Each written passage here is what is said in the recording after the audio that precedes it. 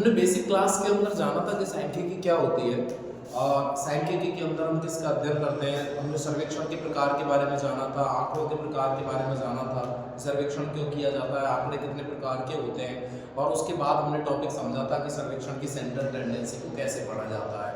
ठीक है, यानी कि आंकड़ों की केंद्रीय प्रवृत्ति के बारे में। और आंकड़ों की केंद्रीय प्रवृत्ति के लिए हमने कई टॉपिक्स के बारे में देखा कि मीन, मीडियन और मॉड क्या होता है, और ये छोटे सर्वेक्षण के लिए सेंट्रल टेंडेंसी का कार्य कर सकते हैं। लेकिन यदि हम ऑब्जर्वेशन बड़ा रखें या हमारे पास में डाटा या एंट्री बहुत बड़ी है तो उस कंडीशन के अंदर हमको या तो मीन डेविएशन ज्ञात करना होता है। लेकिन मीन डेविएशन के अंदर एब्सोल्यूट वैल्यू के बारे में मैंने बताया था, जो एक बेसिक कमी होती है जिसके कारण वो कुछ कंडीशंस के अंदर सेंट्रल टेंडेंसी का कार्य नहीं कर पाता है। तो इस स्थिति के अंदर हम स्टैंडर्ड डेविएशन या वेरिएंस को ज्ञात करके सेंट्रल टेंडेंसी को शो करते हैं। आज का जो हमारा टॉपिक रहेगा वो मुख्यतः 3 बिंदुओं पर हम काम करेंगे, एक तो मीन, मीडियन और मॉड। तो उस देखो समझते हैं मैथ क्या होता है। मैथ मीन, इसको जनरली हम x बार से शो करेंगे। मैथ के बारे में बताया था कि मैथ 3 प्रकार का होता है हमारा। एक तो होता है समांतर मैथ जिसको हम कहते हैं अर्थमेटिक मीन, और ये जनरली एवरेज का कार्य करता है। ये जनरली एवरेज का कार्य करता है। दूसरा होता है गुणोत्तर मैथ जिसको कहा जाता है ज्योमेट्रिक मीन। तीसरा होता है हरात्मक मैथ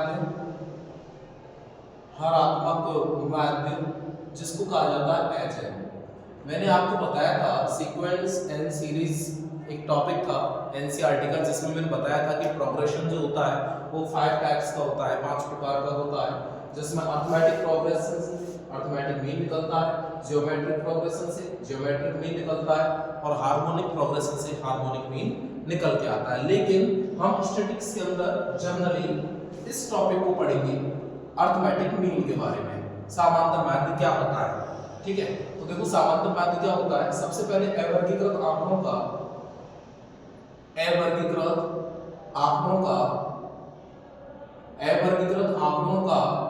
हम मैथ निकालना चाहें, अवर्गीकृत आंकड़ों का मैथ, तो किस तरीके से निकलेगा अवर्गीकृत आंकड़ों का मैथ। तो जनरली मैथ का यहाँ जो अवर्गीकृत आंकड़ों के लिए कॉन्सेप्ट होता है वो होता है प्रेक्षणों का योग अपॉन प्रेक्षणों की संख्या, और इसी को कहा जाता है समांतर मैथ। इट मींस आप इसको लिखोगे x bar is equal to summation xi upon small m। ये इसका एक जनरल कॉन्सेप्ट होता है, ठीक है। x bar is equal to summation xi upon m।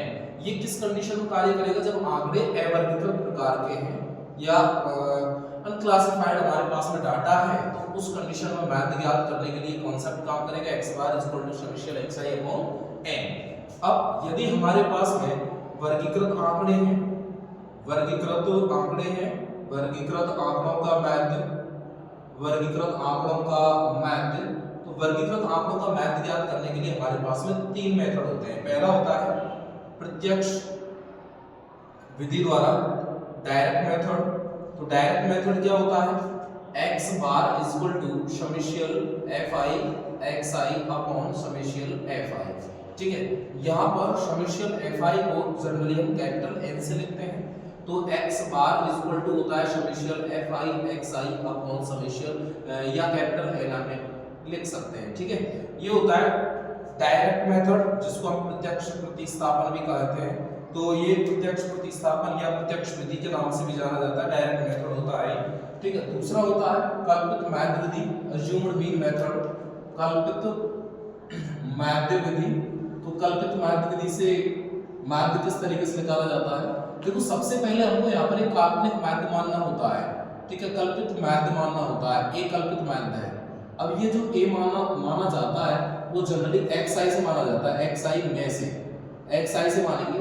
फिर हम a के रेस्पेक्ट इसके सापेक्ष हमको डेविएशन ज्ञात करना होगा, डेविएशन ज्ञात करना होगा, विचलन ज्ञात करना होगा, और उस विचलन को कहा जाता है DI। DI is equal to निकल के आता है xi माइनस a। इस तरीके से निकालेंगे। तब x बार का जो फॉर्मूला होगा मैथ ज्ञात करने का कॉन्सेप्ट बनेगा a plus sigma F I D I upon sigma F आई। ये जनरली इसका कॉन्सेप्ट होता है कल्पित मैथ विधि द्वारा मैथ ज्ञात करने का। तीसरा मेथड होता है मैथ ज्ञात करने के लिए स्टेप डेविएशन मेथड, पद विचलन विधि। पद विचलन विधि, तो पद विचलन विधि से मैथ किस तरीके से निकाला जाता है, यहाँ पर सबसे पहले हम वही कल्पित मैथ मानेंगे। एक कल्पित मैथ होता है, एक कल्पित मैथ है और इसको हम xi से लिया जाता है, xi में से माना जाता है, xi में से मानेंगे इसे।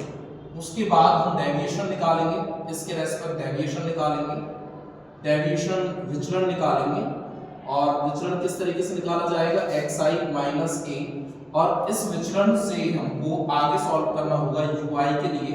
ui इज इक्वल टू होता है di अपॉन h या xi minus a upon h। यहाँ h क्या होता है, h होता है वर्ग अंतराल, h होता है वर्ग अंतराल, वर्ग अंतराल या इसको हम परिसर भी कह देते हैं, परिसर या रेंज होता है, ठीक है, ये रेंज होता है। इस कंडीशन में यहाँ पर मैथ ज्ञात करने के लिए कॉन्सेप्ट होता है x bar is equal to a plus sigma F I U I upon sigma F I into H. ये कॉन्सेप्ट यहाँ पर काम करता है स्टेप डेविएशन मेथड के लिए, ये अज्यूम्ड मीन मेथड के लिए और ये डायरेक्ट मेथड के लिए हमारे पास मैथ ज्ञात करने के जनरली कॉन्सेप्ट है। तो यहाँ पर ये जो मैथ होता है जिसके बारे में हम डिस्कस कर रहे हैं वो कौन सा मैथ है, ये अरिथमेटिक मीन की भांति कार्य करता है। अरिथमेटिक मीन जो आपने अरिथमेटिक प्रोग्रेशन के अंदर पढ़ा था, तो ये मैथ का और जो मैथ होता है, मैथ की पहली क्लास जब हमारी हुई थी, बेसिक क्लास हुई थी, तो मैंने बताया था कि मैथ औसत की भांति कार्य क्यों करता है, क्योंकि आपने छोटी क्लासेस के अंदर पढ़ा होगा कि औसत क्या होता है, एवरेज क्या होता है, राशियों का योग बटे राशियों की संख्या, और उसी तरीके से हम यहाँ पर मैथ निकाल रहे हैं प्रेक्षणों का योग बटे प्रेक्षणों की संख्या, ठीक है।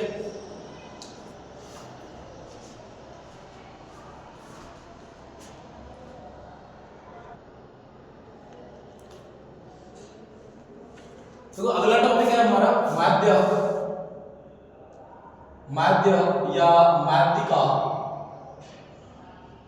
माध्यक या माध्यिका फॉर मीडियन, मीडियन इसको जनरली हम एम से लिखने वाले हैं। ये माध्यक क्या होता है और किस तरीके से माध्यक ज्ञात किया जाता है। तो पहला फॉर्मेट है हमारे, यदि आंकड़े हमारे पास अवर्गीकृत है, अवर्गीकृत आंकड़ों के लिए, अवर्गीकृत आंकड़ों के लिए, अवर्गीकृत आंकड़ों के लिए हम माध्यक निकालना चाहें तो सबसे पहले हम क्या करेंगे, आंकड़ों को आरोही या अवरोही या तो घटते क्रम में या बढ़ते क्रम में व्यवस्थित करेंगे। आरोही या अवरोही क्रम में व्यवस्थित किया जाता है, किया जाता है। आरोही या अवरोही क्रम में सबसे पहले हम व्यवस्थित करेंगे आंकड़ों को, या तो हम बढ़ते क्रम में लिखेंगे या हम घटते क्रम में लिखेंगे। लिखने के बाद हम देखेंगे पहली कंडीशन, यदि आंकड़ों की संख्या विषम है, एक ऑड नंबर है, विषम है, तब माध्यिका या माध्य इक्वल टू होगा n+1 बटे 2 वापक, ठीक है, ये इसका माध्यक होगा। और दूसरा कॉन्सेप्ट है, दूसरा कॉन्सेप्ट यदि आंकड़ों की संख्या सम है, एक इवन नंबर है, तब माध्यिका बराबर होगा माध्यिका n/2 वापक प्लस n/2 + 1 वापक अपॉन 2, ठीक है। इस तरीके से अवर्गीकृत आंकड़ों का माध्यक ज्ञात किया जाता है। अब हम चलते हैं, यदि वर्गीकृत आंकड़े हो तो वर्गीकृत आंकड़ों के लिए वर्गीकृत आंकड़ों के लिए माध्यक किस तरीके से निकाला जाता है? तो वर्गीकृत आंकड़ों का माध्यक ज्ञात करने के लिए सबसे पहले हमको माध्यक वर्ग निकालना होता है। माध्यक वर्ग, अब माध्यक वर्ग क्या होता है? सिग्मा fi/2 या n/2 से ठीक बड़ी संचयी बारंबारता वाला वर्ग अंतराल क्या कहलाता है भाई? माध्यक वर्ग कहलाता है। अब ये प्रॉब्लम आती है कि सर संचयी बारंबारता किस तरीके से ज्ञात की जाती है? तो देखो संचयी बारंबारता कैसे निकालेंगे? जैसे C1 है तो C1 के लिए F1 ही काम करेगा, C2 के लिए F1 प्लस F2 निकलेगा, ऐसे C3 के लिए F1 plus F2 plus F3 निकलेगा। इसी तरीके से ये आगे निकलती है। तो ये सब C1 C2 C3 है, यही होता है CF, संचयी बारंबारता। इसको कहा जाता है कम्युलेटिव फ्रीक्वेंसी होता है। इस तरीके से निकाली जाती है। और अंतिम CF जो होती है, अंतिम CF जो यहाँ से निकल के आएगी, अंतिम CF या CF जो अंतिम CF की बात करते हैं वो सिग्मा fi के इक्वल होती है। ठीक है, तो इसमें से आपको देखना है n/2 या सिग्मा fi/2 से ठीक बड़ी संचयी बारंबारता वाला वर्ग अंतराल जो होता है वो क्या कहलाता है? माध्यक वर्ग कहलाता है। तो सबसे पहले हमको माध्यक वर्ग निकालना होता है। उसके बाद उस माध्यक वर्ग की निम्न सीमा लेनी होती है। माध्यक वर्ग की निम्न सीमा हम बात करते हैं। माध्यक वर्ग की निम्न सीमा, माध्यक वर्ग की निम्न सीमा जिसको हम L से लिखेंगे, और उस माध्यक वर्ग का वर्ग अंतराल लेना होगा। वर्ग अंतराल इट मींस H, ठीक है, H या हम कह सकते हैं रेंज लेनी होगी उसकी। ठीक है, इस कंडीशन में माध्यक का फॉर्मूला क्या होगा? माध्यक इज इक्वल टू या माध्यिका इज इक्वल टू, माध्यिका का फॉर्मूला होगा, माध्यिका m से व्यक्त किया जाता है, माध्यिका L plus n/2 minus CF/F into H। इस तरीके से यहां से माध्यिका ज्ञात की जाती है। ठीक है, यहाँ F क्या होता है? F होता है माध्यक वर्ग की बारंबारता। H मैं बता चुका हूं ये वर्ग अंतराल होता है। CF माध्यक वर्ग से ठीक पहले, माध्यक वर्ग से ठीक पहले वाले, माध्यक वर्ग से ठीक पहले वाले वर्ग की बारंबारता, माध्यक वर्ग से ठीक पहले वाले वर्ग की बारंबारता होती है n/2 सिग्मा fi/2 के इक्वल होता है। सिग्मा fi/2 n/2 जो होता है सिग्मा fi/2 के इक्वल होता है। L माध्यक वर्ग की निम्न सीमा होती है। तब ये वाला फॉर्मूला यहाँ काम करता है कि माध्यिका is equal to L plus n/2 minus CF/F into H। ये माध्यक के बराबर होता है या माध्यिका के बराबर होता है। माध्यिका को या माध्यक को हम जनरली m से व्यक्त करते हैं। यदि अवर्गीकृत आंकड़े हैं तो अवर्गीकृत आंकड़ों के लिए माध्यक या माध्य ज्ञात करने का फॉर्मूला होता है। यदि आंकड़ों की संख्या विषम है, एक ऑड नंबर है, तो माध्यिका बराबर n/2 प्लस 1वां पद होता है। ठीक है, और यदि सम संख्या है तो उस कंडीशन में माध्यक बराबर होगा n/2 वापद प्लस n/2 प्लस 1वां पद बटे 2। ठीक है, और वर्गीकृत आंकड़ों का जो माध्यक निकाला जाता है, वर्गीकृत आंकड़ों का माध्यक, उसमें सबसे पहले आपको माध्यक वर्ग निकालना होगा। माध्यक वर्ग, माध्यक वर्ग कैसे निकाला जाता है? n/2 या सिग्मा fi/2 से ठीक बड़ी संचयी बारंबारता वाला वर्ग अंतराल क्या कहलाता है? माध्यक वर्ग कहलाता है। अगला टॉपिक है इसके बाद हमारा बहुलक। आप नोट करो,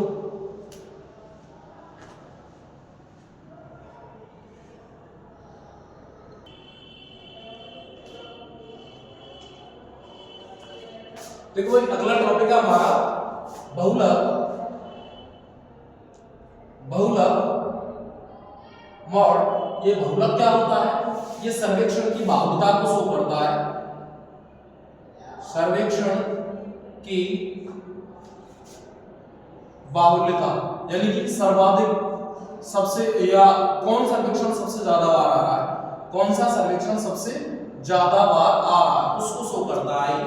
अब अवर्गीकृत आंकड़ों के लिए किस तरीके से निकाला जाता है बहुलक? अवर्गीकृत आंकड़ों के लिए, अवर्गीकृत आंकड़ों के लिए, अवर्गीकृत आंकड़ों के लिए बहुलक की बात करते हैं। तो अवर्गीकृत आंकड़ों का बहुलक कैसे ज्ञात होता है? हमको सबसे पहले ये बात देखना होगा कि अवर्गीकृत आंकड़ों में सबसे ज्यादा बार कौन आ रहा है। जो अवर्गीकृत आंकड़ों में सबसे ज्यादा बार रिपीट होता है वही आंकड़ा अवर्गीकृत आंकड़ों का बहुलक होता है। ठीक है, या जिसकी बारंबारता सबसे ज्यादा होती है, जिसकी बारंबारता सबसे ज्यादा होती है वो अवर्गीकृत आंकड़ों का बहुलक होता है। तो बहुलक इक्वल टू होता है सर्वाधिक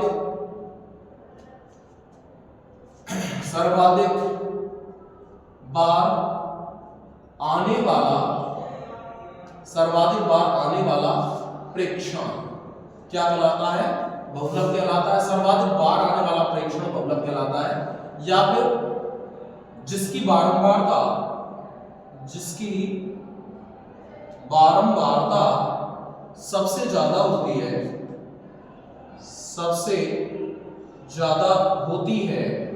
जिसकी बारंबारता सबसे ज्यादा होती है वो क्या कहलाएगा भाई? बहुलक कहलाएगा।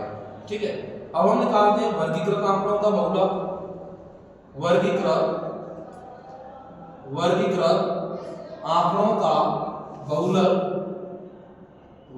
आंकड़ों का बहुलक कैसे निकाला जाएगा? वर्गीकृत आंकड़ों के लिए बहुलक, तो सबसे पहले हमको निकालना होगा बहुलक वर्ग। अब इस बहुलक वर्ग का निर्धारण कैसे करेंगे? बहुलक वर्ग सबसे ज्यादा बारंबारता वाला वर्ग अंतराल होता है। आपको देखना है, जब आप बारंबारता बंटन सारणी को देखोगे तो उसमें देखना होगा कि सबसे ज्यादा बारंबारता किसकी है। जिसकी बारंबारता सबसे ज्यादा होगी वो वर्ग अंतराल क्या कहलाएगा? बहुलक वर्ग कहलाएगा। सबसे ज्यादा बारंबारता वाला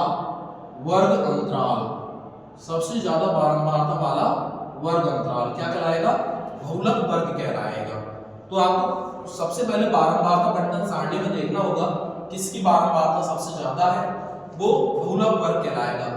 उसके बाद आपको 3 फ्रीक्वेंसी पर काम करना होगा, f0, f1 और f2। ये जो f0 होता है ये होता है बहुलक वर्ग की बारंबारता। ये होता है बहुलक वर्ग की बारंबारता। उसके बाद f0 बहुलक वर्ग से ठीक पहले वाले वर्ग की बारंबारता या वर्ग अंतराल की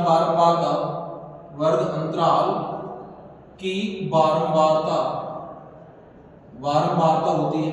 ठीक है, जो f0 होती है वो बहुलक वर्ग से ठीक पहले वाले वर्ग की बारंबारता होती है, वाले वर्ग अंतराल की बारंबारता, और ये होती है ठीक बाद वाले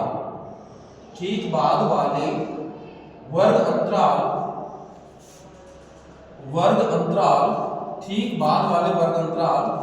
की बारंबारता। ये ठीक बाद वाले वर्ग अंतराल की बारंबारता होती है।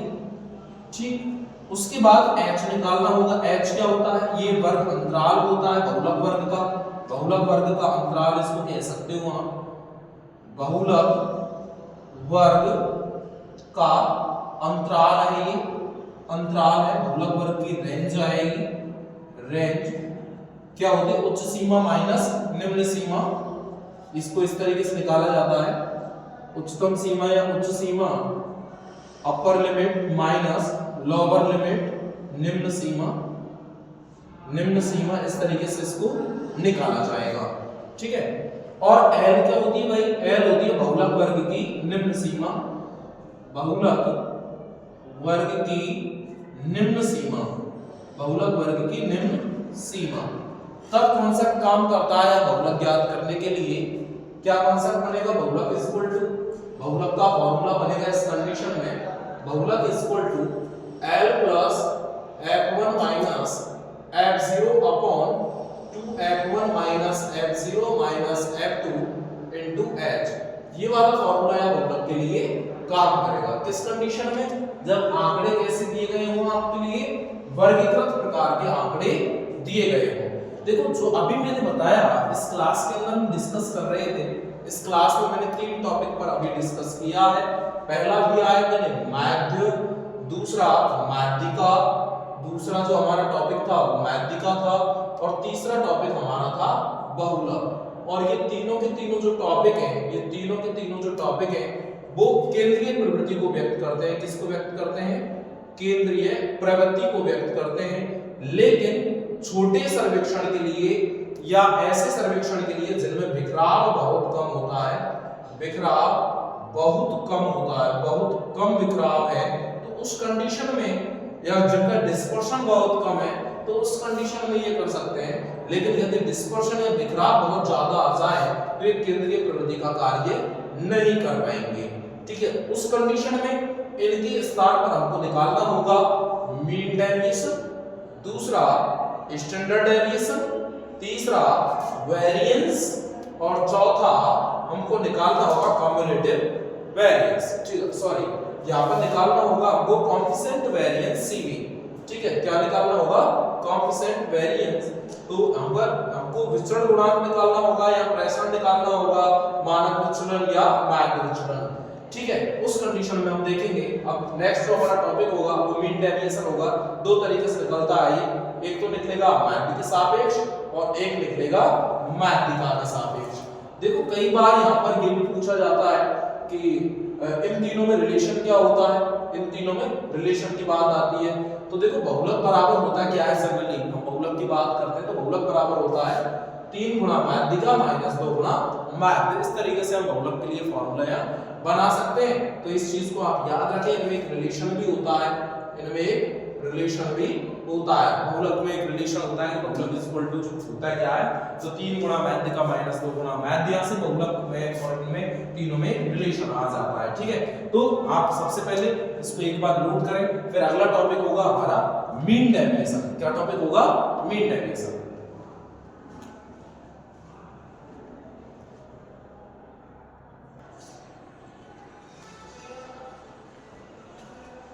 देखो भाई, अब हमारा टॉपिक है यहाँ पर मीन डेविएशन, माध्य विचलन, माध्य विचलन, मीन डेविएशन के बारे में हम पढ़ेंगे। मीन डेविएशन, माध्य विचलन किस तरीके से निकाला जाता है? माध्य विचलन, माध्य विचलन में 2 टॉपिक आते हैं।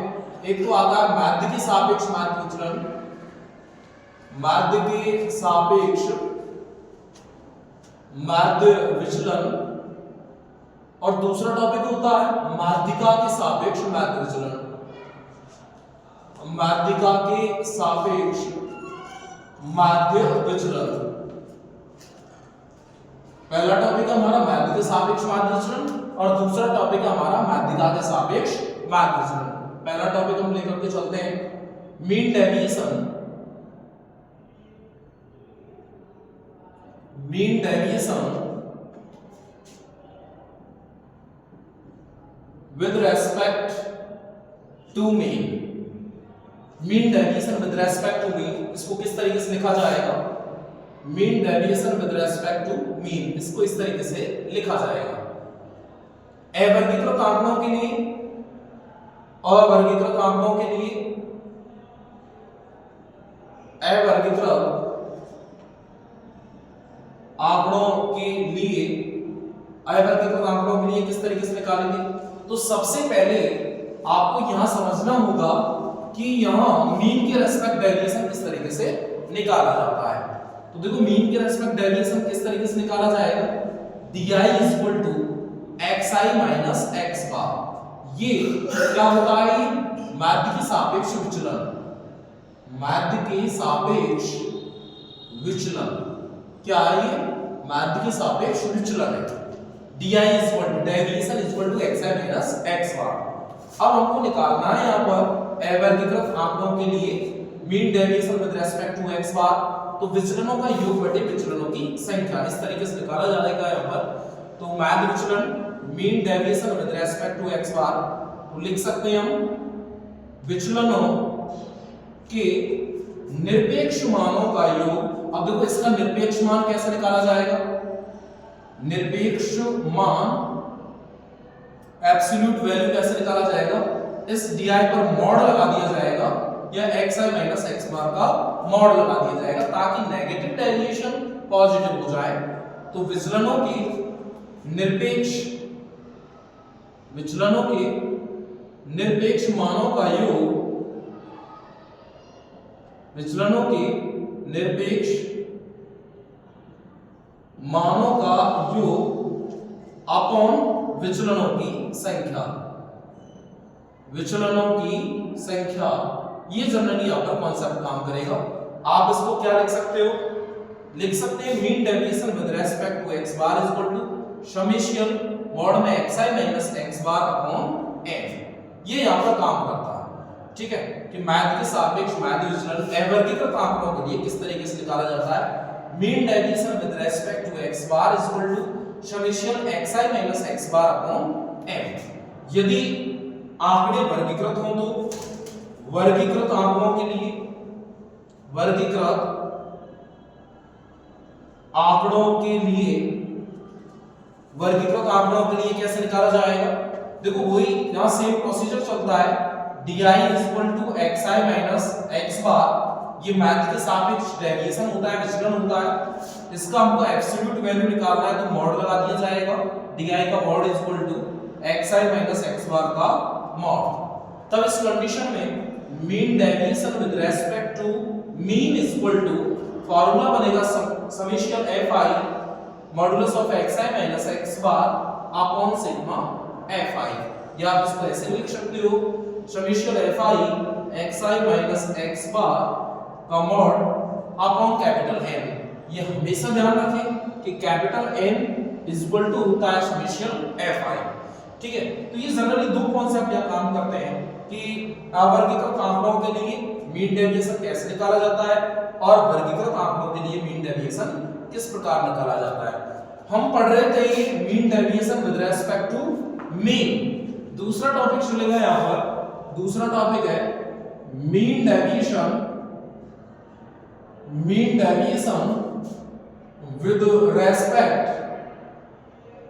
With respect to median. इसको कैसे लिखा जाएगा, mean deviation with respect to median, माध्यिका के सापेक्ष माध्य विचलन। प्रोसीजर सेम ही रहता है।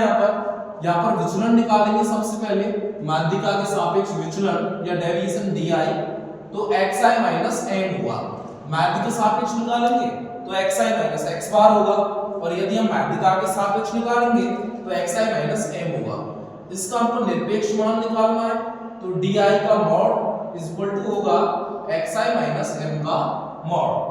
तब इस कंडीशन में हम निकालें अवर्गीकृत आंकड़ों के लिए, अवर्गीकृत आंकड़ों के लिए, अवर्गीकृत आंकड़ों के लिए निकाला जाएगा mean deviation with respect to median summation xi minus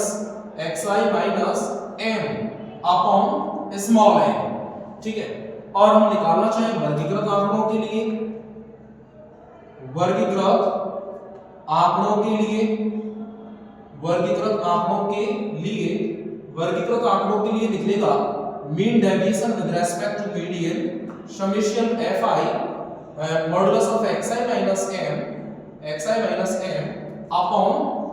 upon summation fi, ठीक है। तो ये माध्यिका के सापेक्ष माध्य विचलन था और ये माध्य के सापेक्ष माध्य विचलन था, ठीक है। नेक्स्ट टॉपिक हमारा स्टैंडर्ड डेविएशन देखते। तो अगला टॉपिक हमारा स्टैंडर्ड डेविएशन, जिसको कहा जाता है मानक विचलन।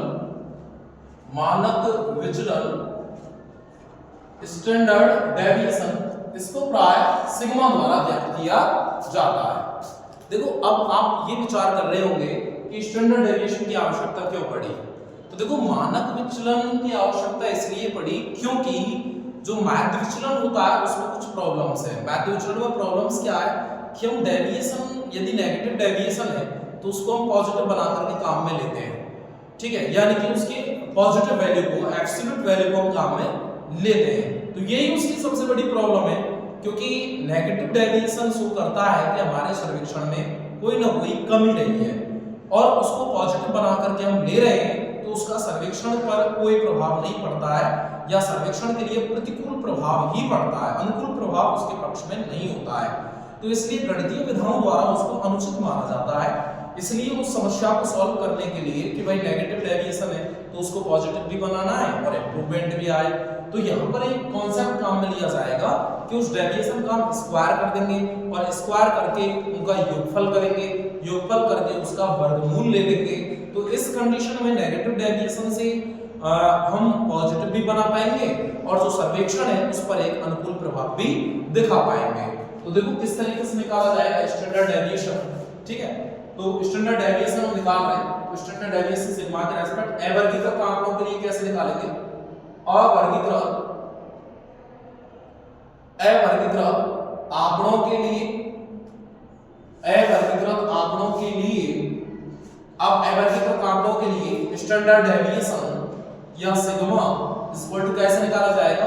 तो देखो यहां मैं बताऊं, सबसे पहले निकाला जाता है डी और वो निकाला जाएगा xi माइनस x बार, इस तरीके से डी निकाला जाएगा। फिर यहां करेंगे हम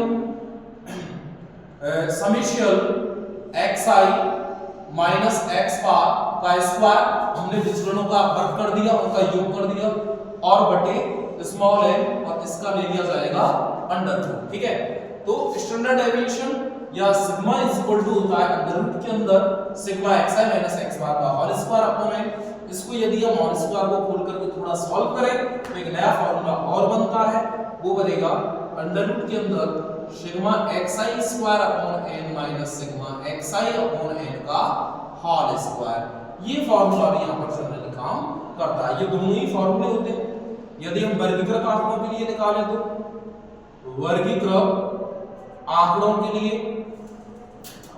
वर्गीकृत आंकड़ों के लिए, अब वर्गीकृत आंकड़ों के लिए किस काम करेगा?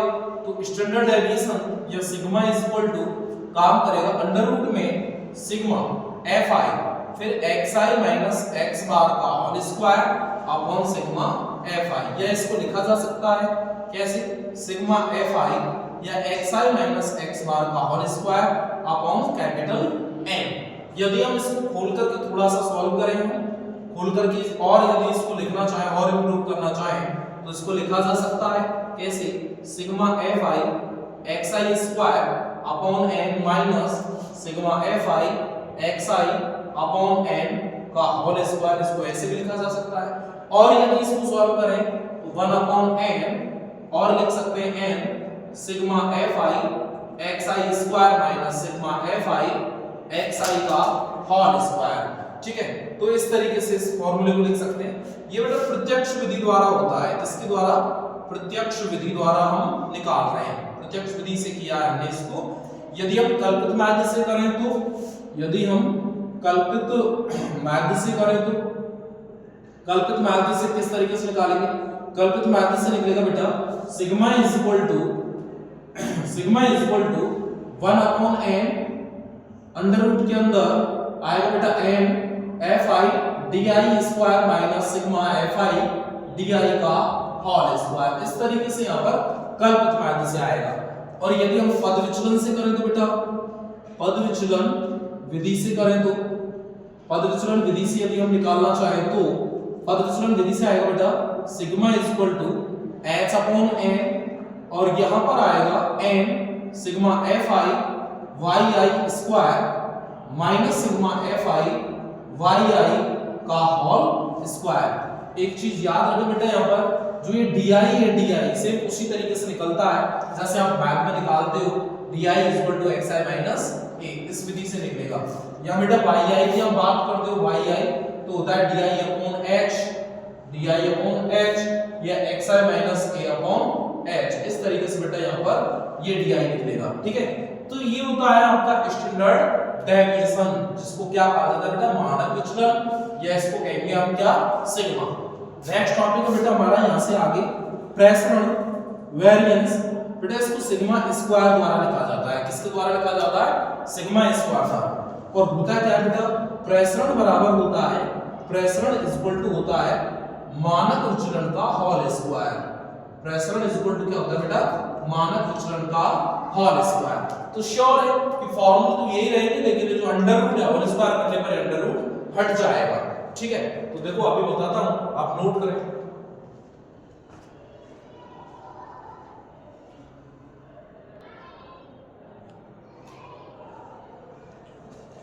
देखो बेटा हमारा टॉपिक है, अभी हम पढ़ रहे थे प्रसरण के बारे में। प्रसरण को सिग्मा स्क्वायर द्वारा लिखा जाता है वैसे, और प्रसरण इज इक्वल टू होता है क्या बेटा, प्रसरण इज इक्वल टू होता है मानक विचलन का होल स्क्वायर, ये होता है प्रसरण इज इक्वल टू। अब यहां पर कैसे निकाला जाएगा, अवर्गीकृत आंकड़ों के लिए हम बात करें तो अवर्गीकृत आंकड़ों के लिए सिग्मा स्क्वायर की वैल्यू हम निकालें या वेरिएंस हम निकालें तो निकलेगा बेटा अवर्गीकृत आंकड़ों के लिए sigma xi minus x bar का होल स्क्वायर अपॉन n। इस फार्मूले को बेटा ऐसे भी लिखा जा सकता है sigma square is equal to sigma xi square upon n minus sigma xi upon n का होल स्क्वायर। इसको इस तरीके से भी लिखा जा सकता है। दूसरा होता है बेटा वर्गीकृत आंकड़ों के लिए, वर्गीकृत आंकड़ों के लिए, वर्गीकृत आंकड़ों के लिए वेरिएंस या sigma square is equal to बेटा फॉर्मूला काम करेगा sigma fi xi minus x bar का whole square upon sigma fi या sigma fi xi minus x bar का whole square upon capital N, ये वाला फॉर्मूला काम करेगा। ये बेटा प्रत्यक्ष विधि है, इसको क्या कहा जाता है बेटा, इस विधि को प्रत्यक्ष विधि। ठीक है, ये प्रत्यक्ष विधि द्वारा हमने वेरिएंस ज्ञात किया है। यदि हम कल्पित मैथ यूज करें तो बेटा कल्पित मैथ यदि हम यहाँ यूज करना चाहें, स्टेप डेविएशन विधि यूज करना चाहें कल्पित मैथ विधि, तो बेटा होगा sigma square is equal to 1 upon n square and n sigma fi di square minus sigma fi di का होल स्क्वायर। ठीक है, और यदि बेटा यहाँ पर हम पद विचलन विधि लेना चाहे तो पद विचलन विधि यहाँ पर हम यूज करना चाहें तो होगा बेटा sigma square is equal to h square बटे n square n sigma fi yi square minus sigma fi yi का होल स्क्वायर। बेटा यहां से एक चीज और होती है जो हमको पढ़नी है, CV, इसको कहा जाता है बेटा विचरण गुणांक। विचरण गुणांक के बारे में, विचरण गुणांक के बारे में हम जाने हैं बेटा CV के लिए जनरली फॉर्मूला होता है sigma upon x bar into 100। अब थोड़ा सा इनका हम यूज समझें बेटा, प्रसरण का और विचरण गुणांक का यूज क्या है। विचरण गुणांक, प्रसरण और विचरण गुणांक का यूज हम समझें तो क्या होगा बेटा, देखो प्रसरण से हम बिखराव को शो करते हैं बेटा, किसको, बिखराव को निकालने के लिए प्रसरण का अध्ययन किया जाता है।